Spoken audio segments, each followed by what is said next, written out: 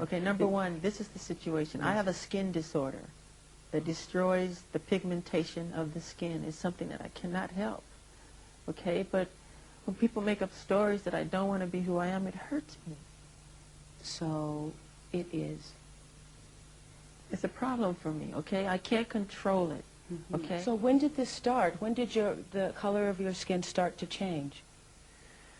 Oh boy, sometime after Thriller, around Off the Wall Thriller. And what did you think? I mean, It's in my family. My father said it's on his side. I can't control it. I don't understand. I mean, it makes me very sad. I don't want to go into my medical history because that's something that's private, but that's the situation here. So please, when people see something like that... I just want to get this straight. Yeah. You are not taking anything to change the color of your skin? Oh, God, no. You did not purposely... We're trying to control it, and using makeup evens it out because it makes blotches on the skin, and I have to even out my skin. Which was a rumor. They said I was putting on cream to make myself lighter. That's not true. I have vitiligo. You have a condition. Vitiligo is a medical condition that Jackson claims has afflicted him for more than 20 years. This disfiguring skin disease affects nearly 2% of the world's population and strips all pigmentation from the skin. The result is not just pale, but porcelain white.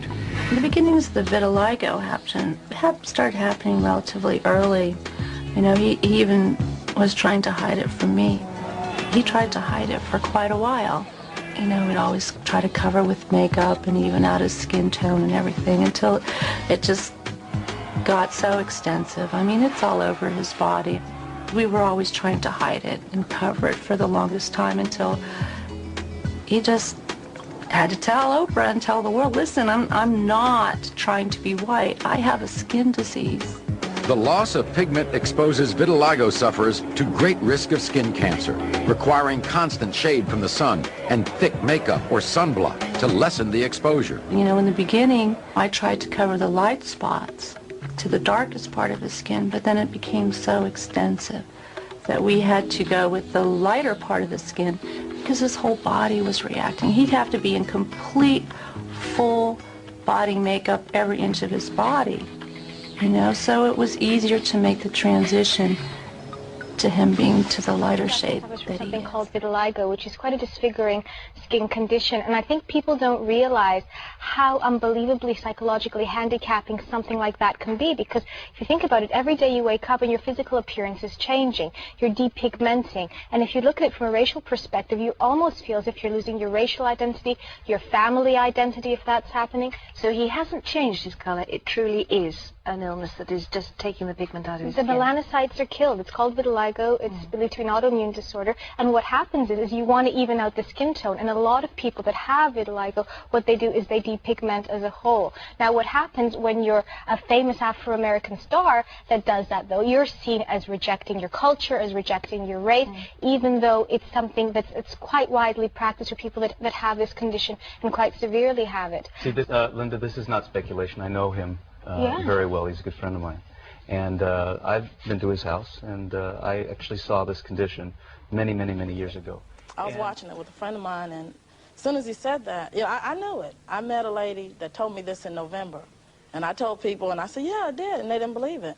And my heart went out to him. I knew that's what it was, and people were talking about it. I mean, I could identify because that's what happened to me. Well, I don't know. Anybody who knows Michael Jackson knows how sensitive and compassionate this guy is in many ways, and I can't imagine that he would come up with a skin disease as emotionally devastating as this one and use it to exploit it for his own purposes. So, yes, I believe him.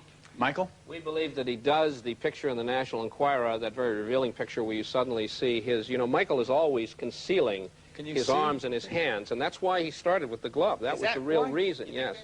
And if you look at that picture, and you will see his hand is white, and then suddenly here abruptly it turns black. Now, look at that. So you didn't know the picture. You didn't know the picture was being taken. That's had right. No gloves on. Right. No tape. It was right. And so now, beyond that, since then, I have learned. I have been told by a source on the Oprah Winfrey Show that he at one point actually showed them. It didn't get on camera, of course. He was just showing them off camera. He rolled up his sleeve, and that the skin was mottled. There were blotches. Why would I want a white child to play me? I'm a black American. I'm proud to be a black American. I am proud of my race. I am proud of who I am. I have a lot of pride in who I am and dignity. That's like you wanted an Oriental person to play you as a child. Does that make sense? Saying I tried to bleach my skin, they made everything to turn the public against me. This was all complete conspiracy. You have to know that. I know my race. I just look in the mirror. I know I'm black. Brother to another that the mainstream America can't give to you. But it's what you have done in representing black people. I'm proud of my heritage. Come on, player, say it. I'm proud of it. I'm proud to be black. I'm honored to be black.